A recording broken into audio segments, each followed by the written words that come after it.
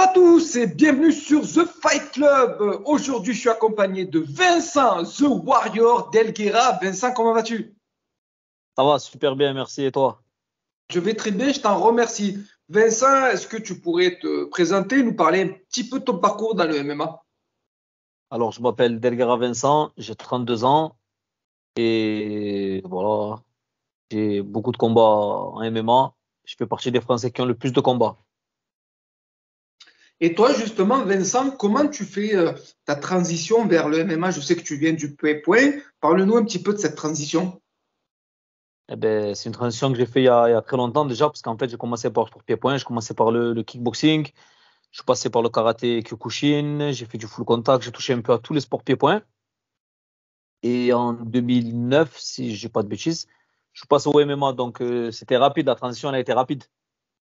Et qu'est-ce qui t'a motivé à faire cette transition vers le MMA? Est-ce que c'est venu naturellement ou alors tu avais des objectifs précis dans ce sport?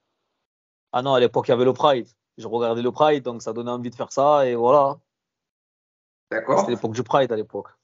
Il y avait beaucoup le Pride, il y avait les DVD du Pride et tout. Donc voilà, ça donnait envie. Et ton dernier combat, c'était le 25 mars à l'Arena Goliath face à Steven Duvivier. Tu as remporté ce combat par KO au premier round. Est-ce que tu pourrais nous parler un petit peu de ce résultat que tu as obtenu? Alors en fait, c'est pas KO, il s'est blessé. Il s'est blessé au genou, donc il n'a pas pu finir le combat. Il a arrêté à la première reprise, parce qu'il pouvait pas continuer, sa jambe elle a lâché. Mais le combat, il partait bien pour moi. Je pensais avoir l'avantage. Et voilà, je pense que le combat, après, on sait pas le combat, on sait jamais ce qui peut arriver, mais ah bah, j'étais bien parti. En tout cas, je lui souhaite un bon rétablissement. Je souhaite un bon rétablissement à Steven. Toi, aujourd'hui, Vincent, tu es un combattant qui fait partie du Marseille Fight Club de Jean-Michel Poissard. Comment se passent tes entraînements au sein de cette structure? Franchement, ça se passe super bien. On est bien encadré.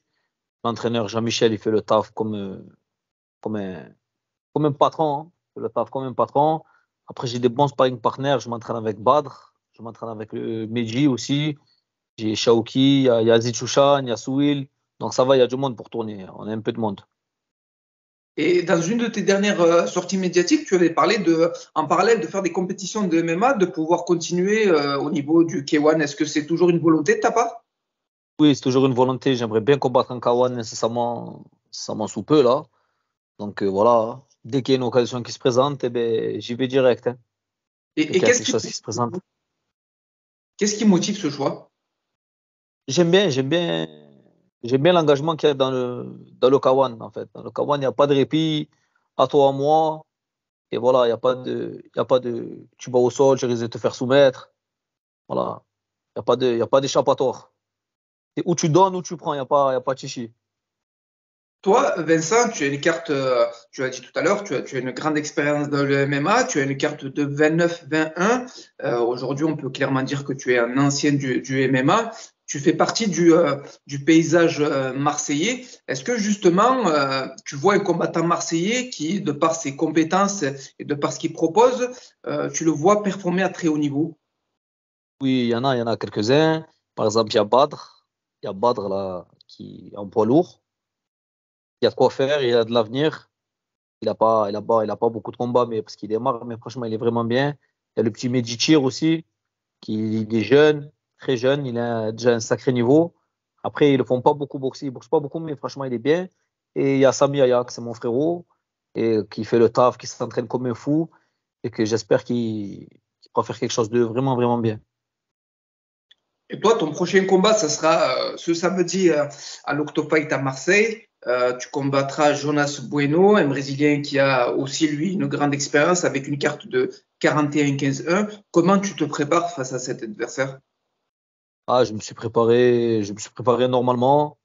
Le game plan, c'est simple, hein. Je compte rester debout, le cartonner et pas aller trop me frotter au sol. C'est un mec qui a de l'expérience, il est rusé, il sait, il sait gérer ce genre de situation. Donc moi, de toute façon, je suis préparé pour faire les 3 fois 5. Donc je vais lui donner, je vais pas le laisser s'exprimer dans le combat, quoi. Je vais avancer et faire le taf, quoi. Et à l'heure où les combattants sont de plus en plus nombreux à faire des camps à l'étranger, est-ce que pour toi, ça peut être une volonté de partir un jour à l'étranger pour un camp d'entraînement? Ouais, partir 1 ou 2 semaines en camp d'entraînement, ça serait bien. Après, moi, j'ai une vie active. Ici, je peux pas partir trop longtemps, quoi.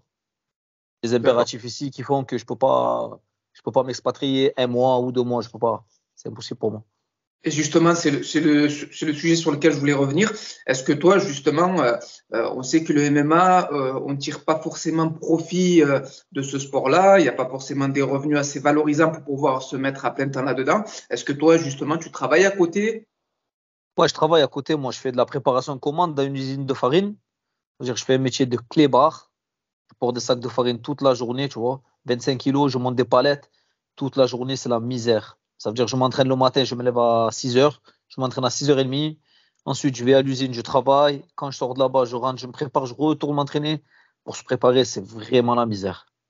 Mais voilà, on s'accroche, ça va, on tient le coup. Et j'imagine que après de longues journées comme celle-ci, quand il y a la victoire au bout, ça ajoute une satisfaction supplémentaire. Ah ouais, ouais, on est satisfait. Ah, quand on gagne après tout ça, tous ces efforts qu'on a fait, franchement, ça fait vraiment du bien au JB. Franchement, je l'ai mérité, hein. Bon. Après, tu manges une bonne pizza et tu es content. Tu dis, eh ben, putain, mais est-ce que c'est bon ça?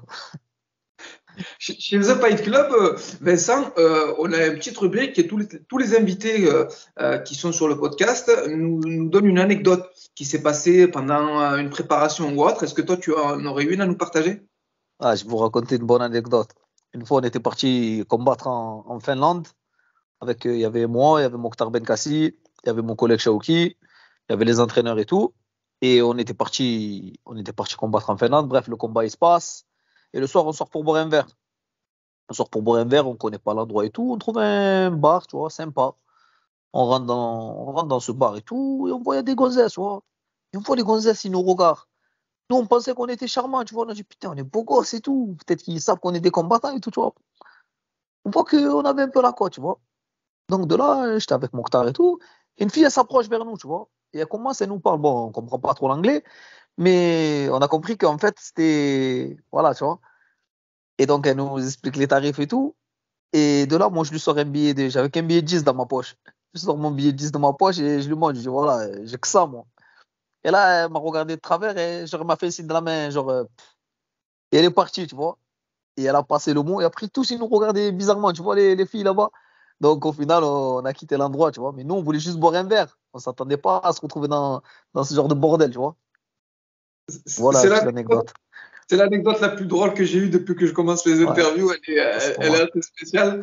Euh, pour revenir un petit peu sur ta carrière, quand on a une carte de 29-21, est-ce que justement, tu trouves que, enfin, personnellement, moi, quand je vois ce que tu proposes dans l'octogone, je trouve que c'est très intéressant parce que toute l'intensité et l'agressivité que tu mets dans l'octogone, ça devient très intéressant, que ce soit pour les amateurs et les puristes du MMA. Est-ce que tu trouves pas que cette carte aujourd'hui, elle te freine pas un petit peu dans ta carrière, elle t'enlève pas certaines opportunités dans certaines organisations?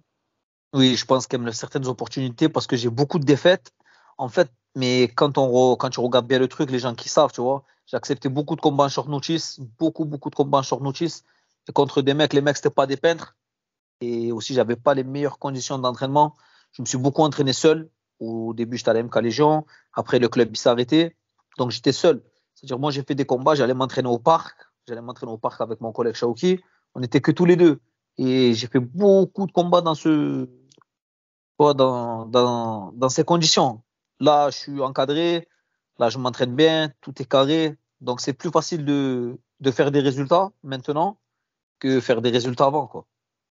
Et est-ce justement, est-ce que tu te dis pas que tu es arrivé peut-être 10 ans trop tard? Parce que étant donné la démocratisation du MMA et les conditions dans lesquelles les combattants sont aujourd'hui, est-ce que tu te dis pas, j'ai peut-être raté le coche si je serais arrivé peut-être 10 années plus tard, je pense que j'aurais pu tirer mon épingle du jeu? Ah oui, c'est sûr, c'est sûr. Si je suis arrivé 10 ans plus tard, plus tôt, j'aurais pu faire peut-être quelque chose, mais bon, je m'en fous. Maintenant, genre, je fais partie des anciens, ça me fait plaisir, tu vois. Quand on parle de moi, on dit, oh, Delgara et tout, c'est un ancien. Pourtant, je suis jeune, j'ai que 32 ans, mais on dirait ça fait je sais pas combien d'années que je suis là. Et j'aime bien cette image, tu vois. On dit, ah, lui, ah ouais, c'est un ancien, ce mec. eh ben, ça me fait plaisir, moi, c'est pas grave. Même si j'ai pas fait grand-chose, eh ben, c'est déjà bien, tu vois. Et à 32 ans, quand on est dans ce sport depuis de nombreuses années, quels seraient pour toi tes objectifs? Franchement, mes objectifs là actuels, c'est ben, continuer à combattre, faire des bonnes performances et bon, après, je vais pas rentrer dans une grande organisation, on va pas se mentir, hein. Par rapport à mon palmarès, je vais pas rentrer dans une grande organisation, mais encore faire des bonnes choses. Je pense que je peux faire de bonnes choses encore et montrer que je suis toujours là, tu vois. C'est ça qui est intéressant. Et est-ce que ça peut être un souhait, justement, après ta carrière, de pouvoir transmettre toute l'expérience que tu as acquise pendant ta carrière auprès des plus jeunes? Ah oui, c'est sûr. Après, de toute façon, moi, quand je vais arrêter, je vais m'occuper des jeunes compétiteurs. Moi, j'aime bien avoir mon mot à dire. J'aime bien donner des conseils à mes collègues. Je suis un mec, j'aime bien donner, tu vois, apporter toujours un petit plus, tu vois. Par rapport à l'expérience, j'aime bien dire attention, faire ça, fais comme ci, fais comme ça, ne fais pas comme ça. En fait, moi, je veux pas que, par exemple, mes collègues, ils font les erreurs que moi j'ai déjà faites. Par exemple, accepter les short notice une semaine à l'avance, c'est n'importe quoi, ça, faut pas le faire. C'est-à-dire, moi, j'aime pas quand mon collègue il me dit ah ouais, non frère, ne va pas, laisse tomber, ça vaut pas le coup. Alors, voilà. D'accord? On voit bien que toi, tu veux avoir ce rôle de grand frère que peut-être tu n'as pas eu pendant toi tes années de combattant. Pour parler de conseils, est-ce que justement, tu aurais des conseils à donner à un combattant qui voudrait se lancer dans le MMA et devenir professionnel? Ah, le seul conseil, c'est d'être rigoureux, être assidu à l'entraînement, pas faire n'importe quoi, tu vois, ne pas accepter n'importe quel combat, n'importe quand, n'importe où, ça sert à rien. Et voilà, et s'entraîner, être sérieux, et écouter son entourage, c'est très important. Écouter ses entraîneurs, écouter, c'est le plus important, ça. Être bien entouré, c'est très important. D'accord. Voilà. Et, et- et ton regard actuel sur le MMA français, qu'est-ce que tu penses de, est-ce que tu sens que depuis la démocratisation, il y a eu une certaine évolution, que ce soit au niveau des combattants et même des organisations? Ouais, ouais, franchement, c'est bien parce que maintenant c'est développé, il y a beaucoup de combats. Là, depuis que le MMA il est rentré en France, je sais pas, il y a eu combien d'organisations. Donc, ça tourne bien. Là, il y a des jeunes combattants qui montent, qui sont vraiment très, très bien. Après aussi, bon, il y a beaucoup de charlatans parce que maintenant, il y a des mecs, ils ont un combat, deux combats. On dirait qu'ils ont 600 combats, les mecs. Ils parlent, ils croient tout savoir. Tu les vois sur les réseaux sociaux, ils mettent des commentaires comme si c'était des champions. Voilà, tu vois. Il y a des bons mecs et ça ouvre la porte aux charlatans aussi. Mais bon, les charlatans, quand ils vont rentrer dans l'octogone, on va vite les démasquer. Je suis d'accord avec toi, je partage ta vision des choses. Je pense que on peut se créer une image en dehors de l'octogone, mais une fois rentré à l'intérieur, les choses sont différentes. On arrive un petit peu en fin d'interview. Chez The Fight Club, on a une petite rubrique qui s'appelle The Perfect Fighter. Je vais te donner 5 domaines du MMA et tu me diras pour toi qui est le meilleur dans ce domaine-là.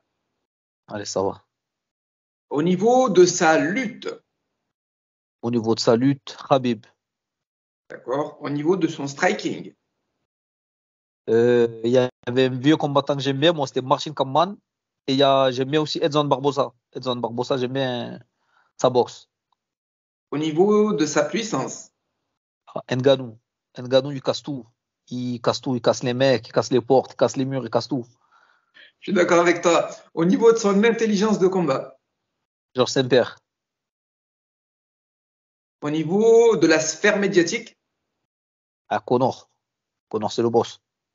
je suis d'accord avec toi. Connor, c'est le Vincent, boss. je te remercie énormément du temps que tu as pu m'accorder. Ça a été un Merci réel à plaisir toi.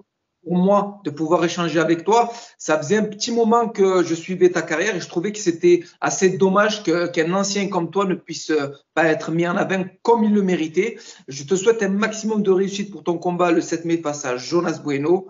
Et si tu as un petit message à faire passer, let's go.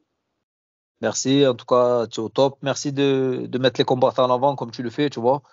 C'est du boulot et ça file un coup de main à tout le monde. En tout cas, je te remercie beaucoup. Tu es au top. Merci à Merci. toi et je te dis à bientôt.